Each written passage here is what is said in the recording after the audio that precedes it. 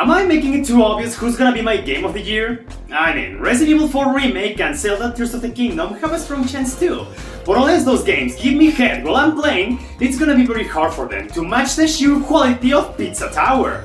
So, what's there left to talk about this game? I already made a ranking about all the levels, but there I excluded the boss battles because I thought they were so different and deserved their own video. Admittedly, my idea was to just leave it as that with no video talking about the bosses, but some of you seem so eager to know what I think about them. And you know, you're right, they deserve their own spotlight too because they're just as incredible as the rest of the game. But this one is a bit different. I'm not doing another ranking like in the previous Pizza Tower video because, as I said there, I think all the bosses are fantastic and only get better as you progress, with the final boss being, of course, the best of them all. Instead, I want to put all of them on equal ground and talk about what makes them all so special and why all of them are so good. It's incredible because, you know, I always talk about how much I love boss battles in video games, but platformers are usually the ones where they feel lacking, and it makes sense. How do you make a really good boss battle in a simple platformer? Like, in a Metroidvania, they're always great, but because of how challenging they are and because of how many options you have to take them down. But in a platformer, making a great boss battle is a more complicated task. Let's compare my other favorite platformers of all time. Super Mario World. The boss battles here are a joke. Celeste. There's no boss battles here, only an escape sequence, which is cool, yeah, but it's not a battle. Donkey Kong Country Tropical Freeze. The boss battles are better, more involved, and definitely much more challenging. But I cannot say that they were highlights. These quote-unquote battles are like levels themselves, where you must survive until an opportunity arises to strike the boss. Again, they're good, but I cannot say they're the best part of the game. They don't make me want to try them again unless I'm replaying the game. Pizza Tower is insane, cause the boss battles here remind me so much to a character action game, or again, a Metroidvania because of the amount of excitement they make me feel. So, how did they do it? How did they manage to make 5 incredible bosses that are very tough and insanely memorable? Well, let's look at them in order.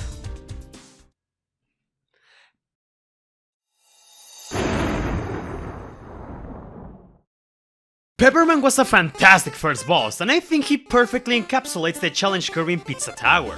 The first time you face him, he looks like a total pushover. His first attack is so basic, it's literally Wario's shoulder bash. But after a few hits, he draws you into believing he's gonna do it again, only to sucker punch you by turning at high speeds. And just when you think you have that noted down, he changes his strategy by trying to crush you. And that's when smaller enemies come to attack you while statues fall from the ceiling. And then Pepperman changes his strategy by bouncing all over the place, and you have to hit him mid-air. His attack pattern, where you must chisel a statue, is really funny though, but very tense nonetheless. And just when you think you have him all read, the second phase begins, and he becomes much more aggressive and faster. Like, his attacks are still basic, but the speed in which he does them can really catch you off guard. And to make matters worse, there's now even more statues coming from the sides. There's so much more you have to take into consideration that, even though the fight remains simple, there's a ton of room for error, but I honestly think that makes it more challenging and tense, especially during a P rank. When I said Pepperman perfectly encapsulates the challenge curve of Pizza Tower, I mean it in a sense that, in hindsight, he is a simple boss, but you should never underestimate him. As a beginner, he can give you a rough challenge. As an experienced player, he can easily screw up your P rank if you lower your guard. And I think that's what the game is all about. Simple to play, but a challenge to master. From my personal experience, Pepperman encouraged me to try to parry more often, and that was something that will help me in future P ranks. Also, I can move to the next section unless I mention the music. Pepperman Strikes is such a simple song that goes so well with this character. It starts with a simple chiptune, only to evolve into something harder, with voice samples and a heavy guitar. It gets more intense as the battle progresses, and I think that is so fitting. Easily, one of the most memorable tracks in the game.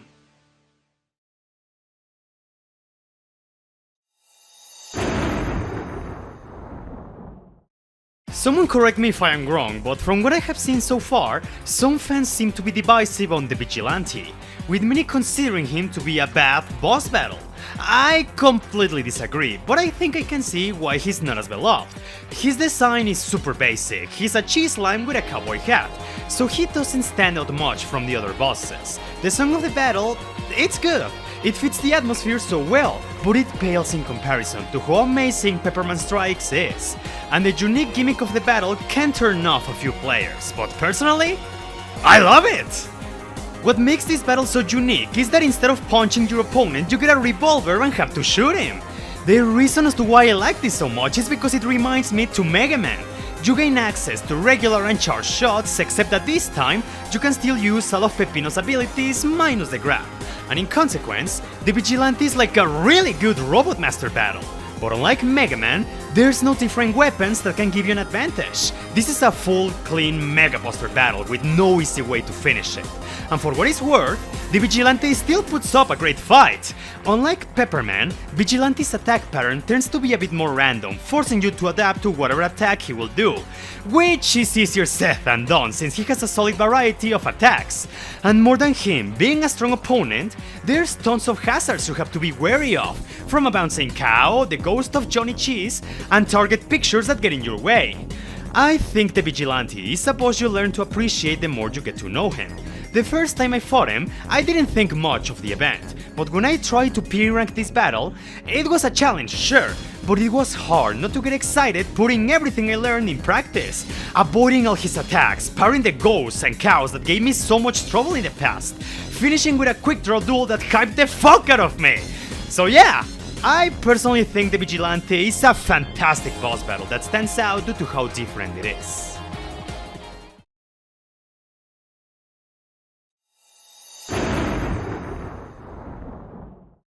The Noise is one of those characters you really wanna punch in the face, but at the same time, it's kinda easy to like him.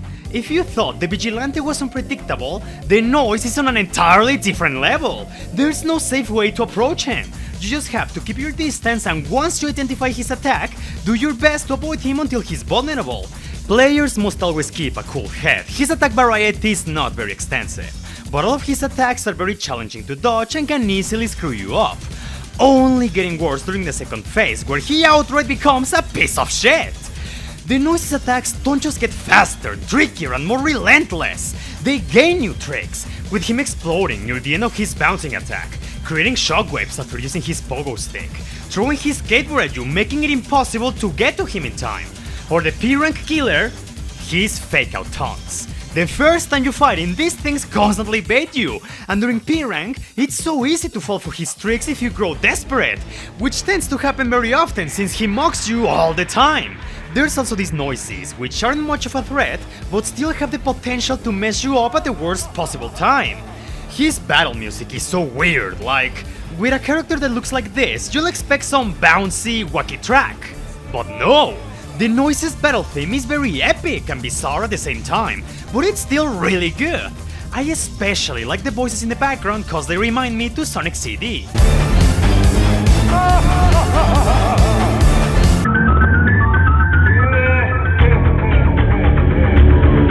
There's even a similar voice in John Gutter now that I think of it. The Noise was the second boss that took me the most attempts to P-rank because of how unpredictable he is and due to how easy it is to lose your cool against him. But at the same time, it's hard not to like how charismatic and stupid he is. I think that what I like the most about him is that he feels like a rival battle. You know what I'm talking about, right? Like Virgil, Jetstream Sam, Jinkoana, not exactly an evil version of you, but someone who feels on equal grounds with you. And the whole battle is full of so much personality, from his attacks, the battle transition he shares with Peppino, and the incredibly comical ending made this battle a very memorable experience.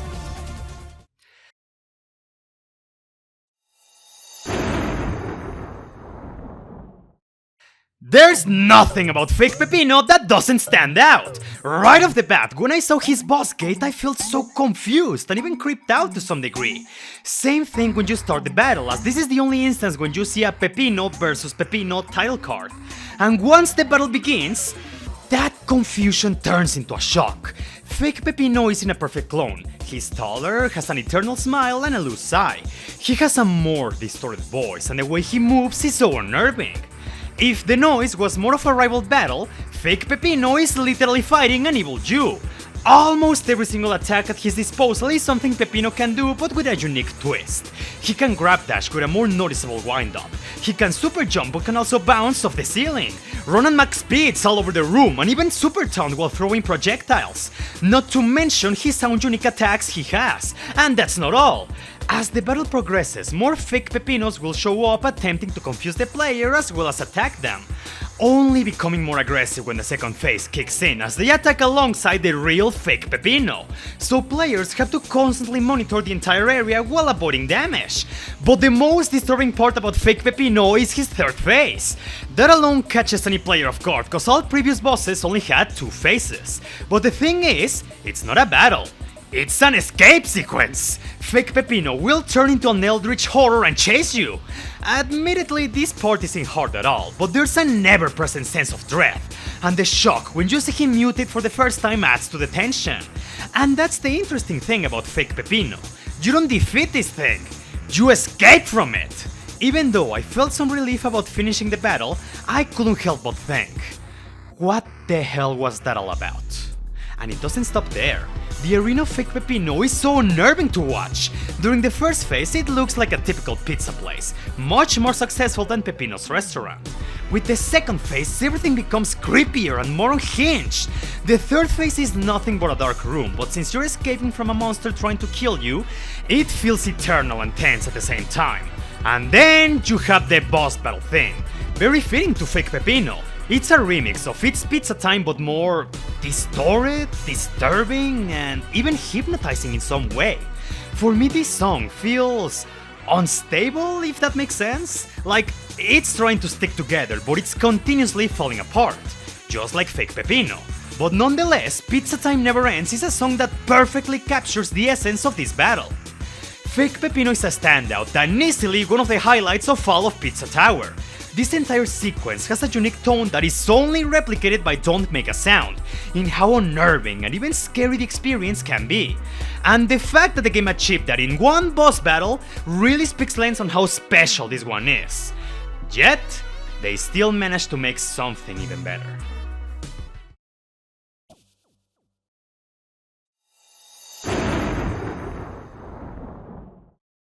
I swear, the more time that passes, the more I'm starting to consider Pizza Face one of the best final bosses, period! This battle is challenging. This battle is exciting. This battle is perfect! The first phase is so simple, yet so challenging. Pizza Face will only move left and right and occasionally attack you. More often than not, he'll start spawning smaller enemies which you must grab to attack Pizza Face. But the enemy variety here was so carefully selected that all of them will give you shade for different reasons.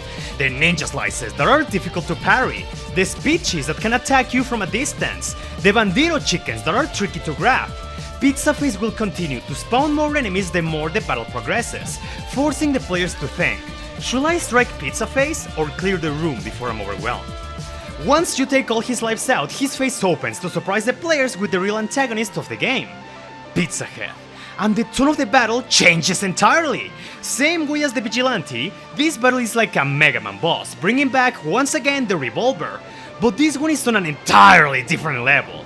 Pizza Head is 100% a pure bastard, a cartoon villain, and his attacks will reflect that. They're so merciless, so difficult to dodge, and you only have like a split second to react to them.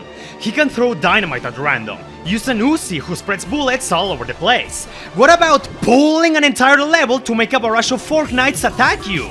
And if that wasn't enough, Pizza Face eventually shows up throwing cocks at you. There's never a single second to rest during this battle, except when Pizza Head pulls out a poster in a bikini.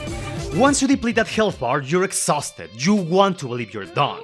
But that's when the previous bosses show up, and one of the greatest moments in gaming happens!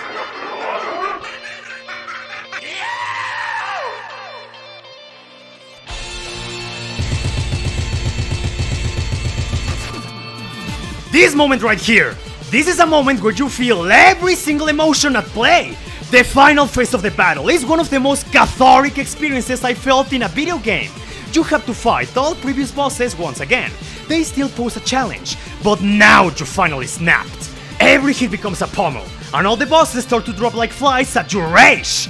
I even think it's cool how Gustavo shows up to aid you, and once Pizza Head returns, you can finally pay him back for all the shit he's put you through. This final part is not very hard, but there's still some room for error.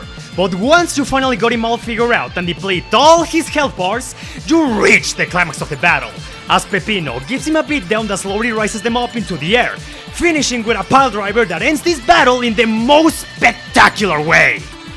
This battle is simply a masterpiece. It really is the pinnacle of everything you learn through your adventure. It's so climactic, challenging, and insanely memorable. No matter how many times I replayed it, no matter how much time I spent trying to B-rank it, I never grew bored of it, and it always managed to keep my hype at peak at all times. And before I finish this, I just want to say, the music. Oh, the music! Oh! First Phase is a suitably epic climactic song. It's incredible, it's hyper, it's simply a fantastic track fitting to a final battle. Second Phase is such an incredible standout because it's the complete opposite of the first phase. It's more wacky and cartoony, but it encapsulates how radically the battle changed in tone. You know what it reminds me to? Zelda Majora's Mask. Think about it. The first phase of the battle is a gigantic head with music that is epic and climactic. During the second phase, you fight a more humanoid enemy that is noticeably more cheerful and comical, and the songs change to reflect that. I swear, the first time I heard the second phase theme, I couldn't help but think how much it resembles, well, Majora's Mask second phase theme.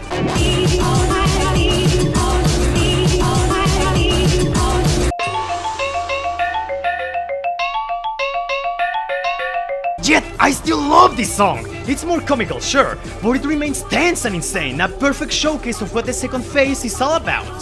And finally, comes the third phase, to make every player climax into oblivion, being an excellent reflection of Peppino finally snapping, while completely selling you on the fact that this is a battle of epic proportions.